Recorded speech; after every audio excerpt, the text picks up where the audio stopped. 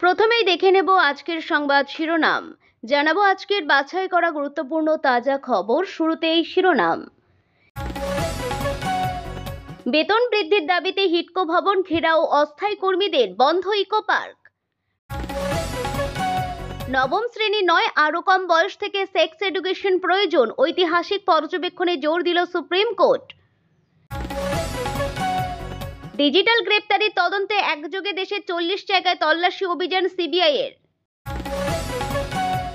পার্শ্ব শিক্ষকদের নবান্ন অভিযানে পুলিশি বাধা, ধর্মতলায় ধুন্ধুমার। জায়গা দখল নিয়ে তুমুল বাকবিতণ্ডা, চলন্ত লোকালে পেপার স্প্রে ছুড়ে হুলস্থুল বাঁধালেন যুবতী, শিয়ালদায় চাঞ্চল্যকর ঘটনা। বঙ্গোপসাগরে নতুন ঘূর্ণাবর্ত, উত্তর ও দক্ষিণবঙ্গে কি প্রভাব পড়তে পারে? আসছি বিস্তারিত খবরে। বেতন বৃদ্ধির দাবিতে হিডকো ভবন ঘেরাও অস্থায়ী কর্মীদের, বন্ধ ইকো পার্ক। বেতন বৃদ্ধির দাবিতে নিউ টাউনের হিডকো ভবনের গেট আটকে বিক্ষোভ দেখানো হয় বৃহস্পতিবার সকাল থেকে। এই বিক্ষোভে যোগ দিয়েছেন নিউ টাউনের বিভিন্ন জায়গায় হিডকোর সব অস্থায়ী কর্মীরা। বেতন বৃদ্ধি, প্রতি মাসে পে স্লিপ, কর্মচারীদের জন্য বর্ষাকাল এবং শীতকালের বিশেষ পোশাক, মাসে 4টে ছুটির টাকা পাওয়া সহ মোট 11 দফা দাবি নিয়ে শুরু হয়েছে বিক্ষোভ কর্মসূচি। নারকেল বাগান সংলগ্ন হিডকো ভবন ঘেরাও করে সংস্থার অস্থায়ী কর্মচারীরা বৃহস্পতিবার দুপুরে হিডকো কর্তৃপক্ষ পরিচালিত বিভিন্ন দর্শনীয় স্থান সহ অন্যান্য দপ্তরের অসংখ্য কর্মচারীরা ওই বিক্ষোভ কর্মসূচিতে সামিল হয়েছিলেন। আন্দোলনকারীদের তরফে আবুল হাসান জানিয়েছেন, বর্তমানে কর্মচারীরা যে বেতন পান তাতে সংসার চালানো কার্যত অসম্ভব হয়ে উঠেছে। তাই মূলত বেতন বৃদ্ধির দাবিতে এই প্রতিবাদ। হিডকোর সকল স্টাফ বিক্ষোভে অংশ নেওয়ায় ইকো পার্ক থেকে শুরু করে রবীন্দ্র তীর্থ, এয়ারক্রাফট মিউজিয়াম, নজরুল তীর্থ, আরমান village, Snehodiya, Swapnobhor, Biswa Bangla gate, Mother Wax Museum সহ হিডকোর বিভিন্ন সাইট বন্ধ হয়ে যায়। কালো কাপড় বেঁধেও কালো পতাকা নিয়ে হিডকোর গেট বন্ধ করে চলে আন্দোলন। আন্দোলনকারীরা হুঁশিয়ারি দেন, তাদের দাবি মানা না হলে অনির্দিষ্টকালের জন্য সব বন্ধ করে দেওয়া হবে। বিক্ষোভ চলাকালীন হিডকো ভবনের ভেতরে কাউকে প্রবেশ করতে দেওয়া হয়নি। এদিন শান্তিপূর্ণ বিক্ষোভ শেষে আন্দোলনকারীদের তরফ থেকে একটি প্রতিনিধি দল নিজেদের দাবি সম্পর্কে একটি ডেপুটেশন হিডকো ভবনে জমা দিয়েছেন। নবম শ্রেণী নয়, আরো কম বয়স থেকে সেক্স এডুকেশন প্রয়োজন, ঐতিহাসিক পর্যবেক্ষণে জোর দিল সুপ্রিম কোর্ট। স্কুলের পাঠ্যক্রমে যৌন শিক্ষার সময়কাল নিয়ে ঐতিহাসিক পর্যবেক্ষণ দিল দেশের সুপ্রিম কোর্ট। বুধবার 8 অক্টোবর শীর্ষ আদালত জানিয়েছে, শুধুমাত্র নবম শ্রেণী থেকে নয়, বরং আরও কম বয়স থেকে এই ধরনের শিক্ষা পাঠ্যক্রমে যোগ করা উচিত। বিচারপতি সঞ্জয় কুমার এবং বিচারপতি অলোক আরাধের বেঞ্চে একটি ধর্ষণ মামলার জামিনের আবেদনের শুনানি চলাকালীন এই মন্তব্য করা হয়। অভিযুক্ত নাবালক হওয়া এবং তার বিরুদ্ধে পক্সো আইনের মামলা থাকায় বেঞ্চ এই গুরুত্বপূর্ণ পর্যবেক্ষণ রাখে। এর আগে গত 10 সেপ্টেম্বর একই মামলার শুনানিতে আদালত উত্তরপ্রদেশের সরকারকে একটি হলফনামা জমা দিতে বলেছিল। আদালত জানতে চেয়েছিল, উত্তরপ্রদেশ সরকারের অধীনে থাকা উচ্চ মাধ্যমিক স্কুলগুলিতে বয়ঃসন্ধিকালের হরমোনের পরিবর্তন ও এর প্রভাব সম্পর্কে ছাত্রছাত্রীদের কিভাবে এবং কতটা যৌন শিক্ষা দেওয়া হয়। শীর্ষ আদালতের নির্দেশ মেনে উত্তরপ্রদেশ সরকার হলফনামা দিয়ে জানায় যে, national council of educational research and training এর নির্দেশ অনুযায়ী তাদের স্কুলের পাঠ্যক্রম নবম শ্রেণী থেকে দ্বাদশ শ্রেণী পর্যন্ত যৌন শিক্ষা রয়েছে। তবে এই পাঠ্যক্রম দেখে সন্তুষ্ট নয় সুপ্রিম কোর্ট। বুধবার আদালতে স্পষ্ট করে বলে যে, যৌন শিক্ষার পাঠ্যক্রমকে শুধুমাত্র নবম থেকে দ্বাদশ শ্রেণীর মধ্যে সীমাবদ্ধ না রেখে আরও অল্প বয়স থেকে তা শুরু করা উচিত। তবে এ বিষয়ে প্রয়োজনীয় পদক্ষেপ করার দায়িত্ব সংশ্লিষ্ট কর্তৃপক্ষের উপর ছাড়া হয়েছে। দেশের সর্বোচ্চ আদালতের এই পর্যবেক্ষণ শিক্ষা ও সমাজনীতিতে বড়সড় পরিবর্তন আনতে পারে বলে মনে করা হচ্ছে। ডিজিটাল গ্রেপ্তারির তদন্তে একযোগে দেশে 40 জায়গায় তল্লাশি অভিযান সিবিআই এর। ডিজিটাল গ্রেপ্তারির নামে দেশজুড়ে সক্রিয় প্রতারণা চক্র। এবার দিল্লি, হরিয়ানা, রাজস্থান, গুজরাট, কেরল, বাংলা সহ দেশের 40 জায়গায় একযোগে হানা দিল কেন্দ্রীয় তদন্তকারী সংস্থা সিবিআই।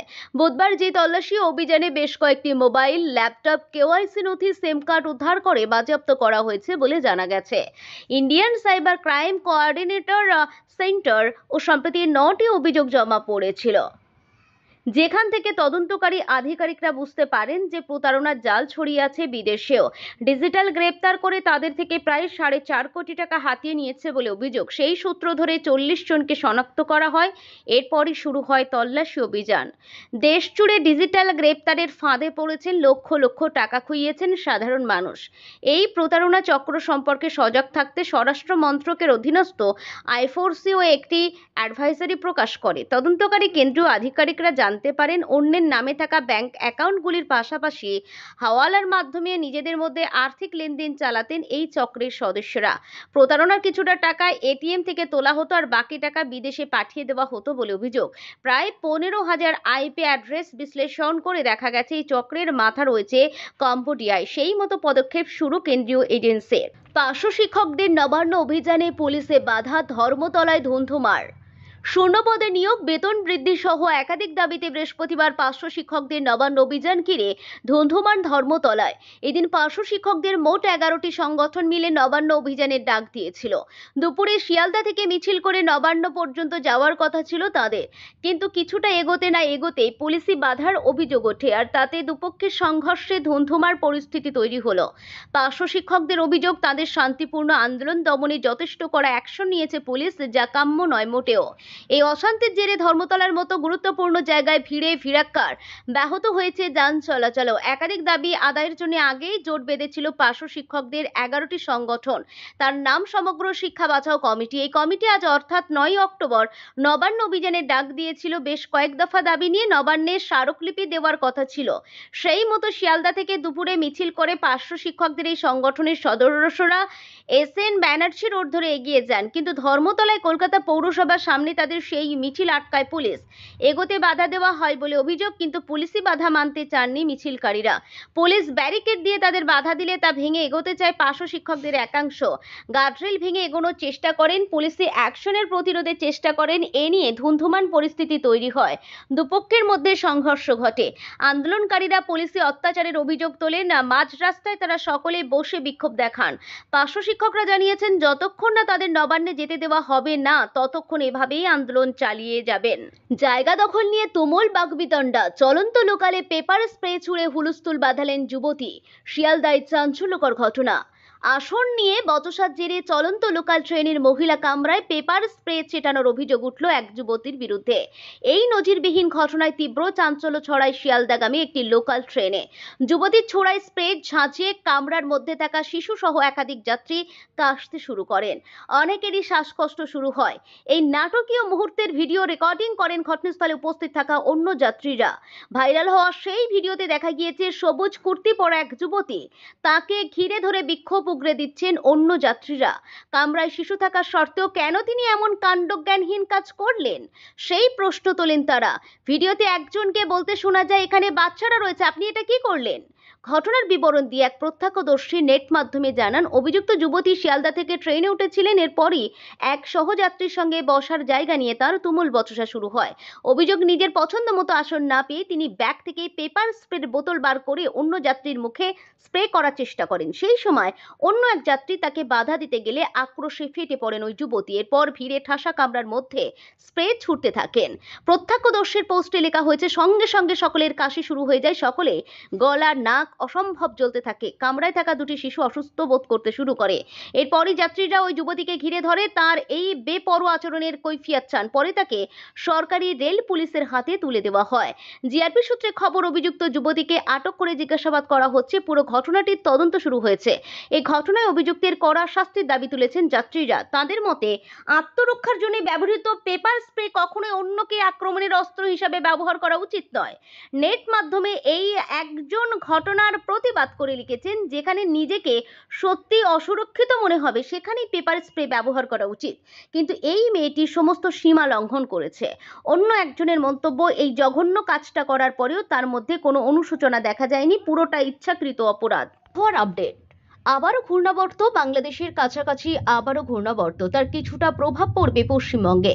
আলিপুর আবহাওয়া দপ্তর জানিয়েছে আগামী 15ই অক্টোবর পর্যন্ত দক্ষিণবঙ্গের প্রায় সব জেলায় হালকা থেকে মাঝারি বৃষ্টিপাত হবে। বিশেষ করে উপকূলবর্তী এলাকাগুলিতে বৃষ্টির মাত্রা থাকবে বেশি বলে জানা গিয়েছে। আজ দক্ষিণবঙ্গের একাধিক জেলায় বৃষ্টির পূর্বাভাস জারি করেছে আবহাওয়া দপ্তর। উত্তর চব্বিশ পরগনা, দক্ষিণ চব্বিশ পরগনা, কলকাতা, হাওড়া, হুগলি, পূর্ব মেদিনীপুর ও পশ্চিম মেদিনীপুরে তুলনামূলকভাবে বেশি বৃষ্টি হবে বলে জানানো হয়েছে। পাশাপাশি নদিয়া, মুর্শিদাবাদ সহ অন্যান্য জেলাতেও বজ্রবিদ্যুৎ সহ বৃষ্টির সম্ভাবনা রয়েছে। কলকাতা, হাওড়া, হুগলি, উত্তর চব্বিশ পরগনা, দক্ষিণ চব্বিশ পরগনা, ঝাড়গ্রাম, পূর্ব মেদিনীপুর, পশ্চিম মেদিনীপুর, পূর্ব বর্ধমান, মুর্শিদাবাদ ও নদিয়ায় আবহাওয়া দপ্তর হলুদ সতর্কতা জারি করেছে। আজ কলকাতা পার্শ্ববর্তী এলাকায় ভারী বৃষ্টির সম্ভাবনা নেই, তবে বজ্রবিদ্যুৎ সহ 1-2 পশলা হালকা থেকে মাঝারি বৃষ্টিপাত হতে পারে। আবহাওয়া দপ্তরের পূর্বাভাস অনুযায়ী জানা গিয়েছে আজ কলকাতার আকাশ মেঘাচ্ছন্ন, সর্বোচ্চ তাপমাত্রা প্রায় 31 ডিগ্রি সেলসিয়াস এবং সর্বনিম্ন প্রায় 25 ডিগ্রি সেলসিয়াস। প্রসঙ্গত, দক্ষিণবঙ্গে ঘূর্ণাবর্তের প্রভাবে রাজ্য জুড়ে বৃষ্টি চলবে আরও কয়েকদিন। আবহাওয়া দপ্তর নাগরিকদের সতর্ক থাকার পরামর্শ দিয়েছে। বিশেষ করে বজ্রবিদ্যুৎ চলাকালীন সময়ে খোলা জায়গায় অবস্থান না করার অনুরোধও জানানো হয়েছে।